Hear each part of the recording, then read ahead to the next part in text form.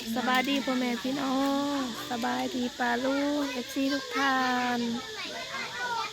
เมื่อนี้พี่น้องเลยมาซอยวิอากินาบ่าวดาวแต่ว่าเฮ็ดยังแล้วเลยมุกขั่วบ่ ขนมกะฮอแล้วเลยพี่น้องเลยกระต้มสุกแล้วทางเทิงเพิ่นยังกำลังหนึ่งขนมมกขนมเทียน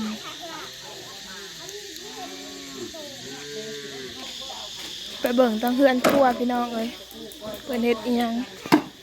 ป้าเดี๋ยวจะขวดบ่ขนมมกนะ2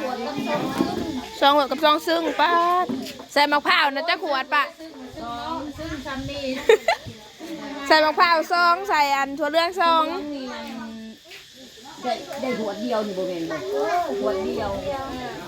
ใส่มะพร้าวนะ2ซึ่งกับหัว1ใส่ถั่วเหลืองนะได้หัว1โอ้ยว่าพื้นอันหัวซะเอาง่ายๆ2หัว2หัวพี่ข้าวเบิดนั่น2หัวพื้นแซ่บกันเนาะอันใส่มะพร้าวแล้วแซ่บกว่าถั่วเหลืองแต่ว่ามันบ่มีจะเป็นเบิดทั้งบ่มีต้มละลายเบิดเนาะ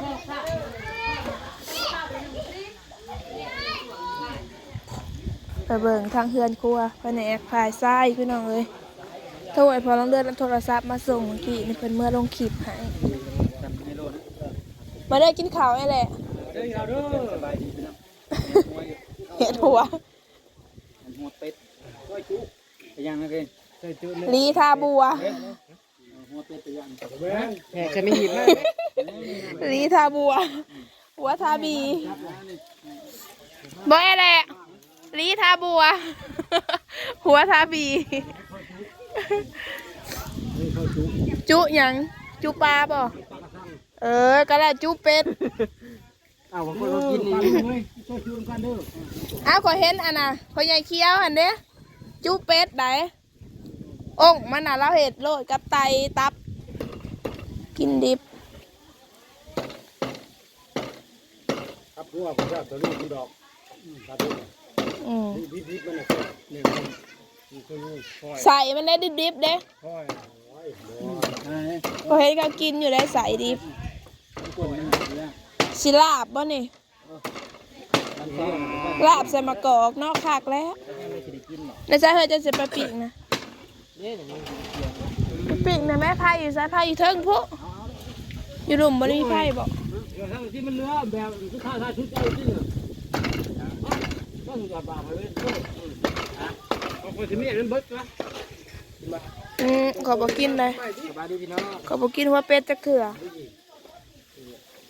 ของแสบเบิ้งเขาย่างกินเรื่องหอยเขาย่างกินเรื่องน่าใส่อย่างอื่นบริต้มบริแกงยังกินเนาะ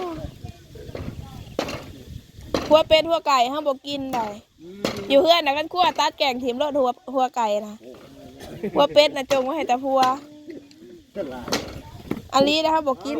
เขาจะมาหัวต่างกันอยู่2 คนเห็นไหมตัดแต่เงาข้อพี่ข้อมันเท่ากับบอกกิน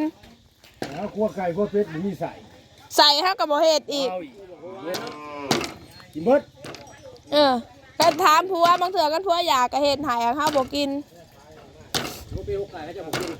ขันเอาเห็ดนะผัวก็จนบ่อยากกินมันบ่เรือมันเด้หูดออกจนเบิดปีนแล้วก็หูดจนว่าผัวมันบ่มันว่าสัน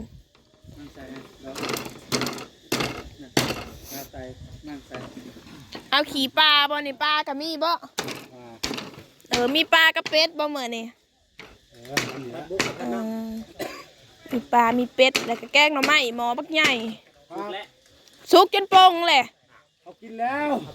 บ่ทันกินหักโป่งไว้บ่ทันกินแกงหน่อไม้จะพักขาเนี่ยนะพอเดินยางแป๊บให้ไปทางซ้ายตากไห้นะสิกินบ่แกงหน่อไม้นะเฮ้ยยางไปน้ำแถวซ้ายนะเฮ้ยเพ่งบอกเราซ้ายตากแกงหน่อไม้ให้นะแถวซ้ายตากแกงหน่อไม้ให้เขาแน่เลยปลาเองดอกกินหน่อยนึง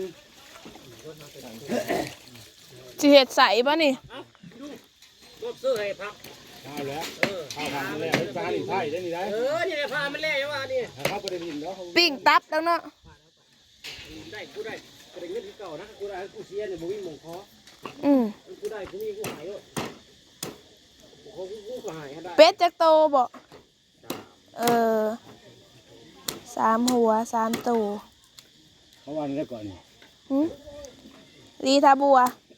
ใช่เบิดเลยเบิดแล้วยาตุ๊ก ลีทาบัวตีนเกี่ยวใส่เกี่ยวตีน ถ้ากระซ่าสุดยอดแก่นะอยากปิ้งบ่เหลืออันเดียวซะนะเขาโอ้สิเคยละเราบ้าใส่มือกูอย่างเดียวโอ้ยจะแซ่บมีบาทนี่มาเที่ยวโอ้ บัวทองเดือนไปถาแกงมาใหม่อีกกู นี่ได้เท่าไหร่น่ะแม่เขาส่งขึ้นบ่2,000นะ เขาจ้างบ่เขาจ้างให้เศร้าเล่น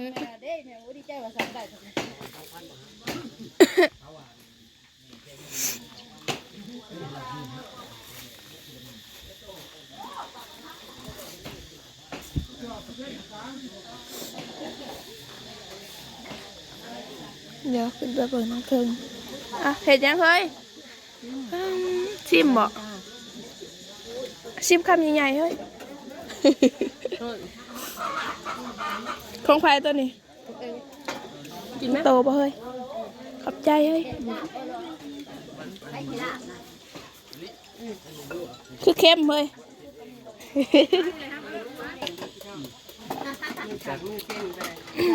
แกงมาใหม่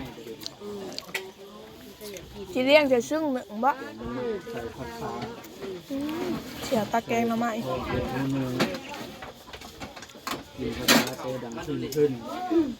ราคาอย่างสุกโผดเนาะเดือนจ้าจ้า ตกเนาะ พระโตอยู่เพื่อนครัวแม่นบ่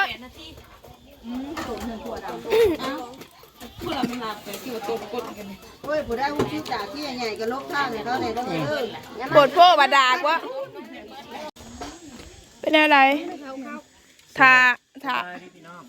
ากินเป็ด เป็ดกำลังลงหมอ เป็นฮากระโดดลง เพราะ เมื่อ ว่า กี้ เป็ดมันสาบกว่าป่า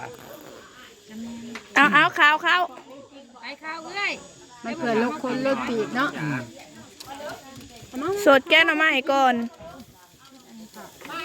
พักกระโดนกับมีแต่แก่ๆนะนักโคงทางขับบันนำบ่อนะงามพักกระโดน ก็เรียกว่าอย่าง พักกระโดน ผักกระโดดงาม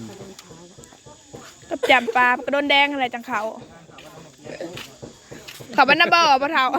เขาทางไหนมาทางนั้นน้องนกเคียนไม่ได้ไป นี่โคงน้ำมองก็คิกนี่เด้น้าลุ่มอัน กินอยู่กินก่อนไปเท่ากินข่าวจ้าพี่น้อง พี่น้องยับกูแน่พี่น้องหลีกกูแน่ ที่ทำได้ ป้าใส่คือมีแต่กล้องนะจุ๊ กระดาษขึ้นมาลงยัง คือว่าอยากลงห่างอันเอาหน้าไปให้ แซ่บบ่แกงหน่อไม้ เอาหน้าไปให้แล้วย่อเข่าก่อนได้บ่ข้าวอยากไป ปลาสางหยกโป้เอาเท้าเขากินได้ไหมเท้า นั่งบถนัดบ่ไม่ใช่ของช้างนะนั่งตะเหมาะบ่ นั่งเองแล้วที่มันบอกเป็นๆน่ะ แล้วก็เรามาหอดแล้วเขาไปกินก่อนหมูได้เราไปกินอยู่โต๊ะผูกกับลูกเรา ห่างบ่อันนั้นได้ อันพัวนั่งเอกเขาเลยเป็นนั่งเอกแม่มึงมาเลยโมเมนต์ว่าอันบางอ้อนทางแก้วได้ เฮ้ยบางอ่อนบ่ได้ลงมาแตหนาดรถ ลงฮะแหละ ลงบ่ห้องถามกันเลยแล้วนอนถ่ายอยู่หน้ารถว่าซั่น โมนะเราลงมา อันหักบ่แม่นว่าวแล้วว่าความจริงเราแต่งหน้าน่ะบ่อยากขึ้นเนาะบัดเบิ่งยามมาเช้านะเราก็งามอยู่ใดหักแต่งหน้า เอาความจริงมันนะพอเรา ไม่ได้อ้วนจากดีกูนี่ กับพ่อเบิ่งอยู่ก็คล้ายกว่าแต่งตัวแต่ง พอเบิ่งแต่เด็กน้อยอะไรแดนเซอร์นั่นไม่ได้อีกีไล่แดนเซอร์นั่นจังว่าผู้ชายบ้านน้ำมงเขาจนจะตายนั่นน่ะ แต่อ้อแต่เอะอยู่ เงินพันกีบนั่นพันกีบ10 กว่าพันน่ะเราจับมือเบิดองค์ยังวะก่อนคุณพันพอทะเลมเห็ดแล้ววะ ท่านกีบจะบอกอะไรแดนเซอร์ก็ไปปอน3 บาทกับพอใจ ซาด บ่เฮาเวลาเขาจะปอนเงินให้น่ะสิโหนกงามบ่ได้เนาะ กลัว ทั้งหัว เป็นเจ้าข้าวไปปอน อนที่20 บาทจากเอาซื้อกัน เห็ดหนาแบบ บ่พอใจ อ่านเขาเห็นตอน สัมผัสได้ ตอนนั้น บอกความคิดก็จะเขาคิดแบบว่าไปป่อนมือเลยอยากจับอยากปลายเขาอย่างเงี้ยก็คิดจ้ะโอ้ยเฮ้ยตอนยายเคียวไปปอดนะเองจะแนมมาหาบองเงินเองว่าคือเห็ดหนาแล้วนั่นนะ แมน เห็ดหนาแบบบ่พอใจแบบ บางที่นะพวกผู้ชายที่เขาเอาไปใหายนะเขาก็บริคิดแต่ว่าอยากจับหรอกบางทีเขาจะเอ็นดูมันแบบนั้นแบบอยากใหายนะคือพวกผู้หญิงคือกัน คนละอย่างก็เห็นอยู่ในห้องไผ่รถเขาเจ้าหลุกเอาแม้แต่ผู้ชายให้ไปให้เขาเจ้าก็ยังให้พรน่ะถ้าก็ไปเสียเงินเป็นทหารโอ้มาให้พรก็ดอแท้ มา ว่า รยาทของหน้าแสดง ท้อง เป็น พ่วง จัง ก่อน ซั่น จะต้องไปเอาไป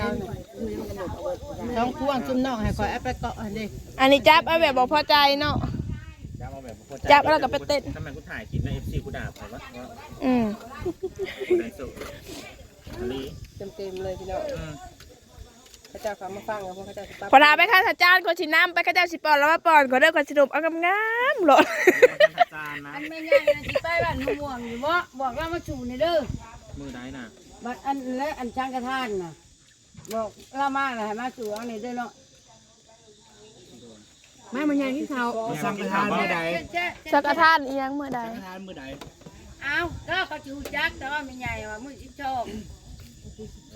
เพื่อนเพื่อนอันนั้นได้เพื่อนไม่บุ๊กแต่ได้ อ๋อ โอ้ยคลิปนี้ก็ล่าแล้วพ่อแม่พี่น้องฝากกดไลค์กดแชร์กดติดตามส่องแม่น้องเดือนเด้อผิดพลาดประการใดขอโทษขออภัย FC ทุกท่านพบกันใหม่คลิปหน้าพี่น้องจ๋ากราบสบายดี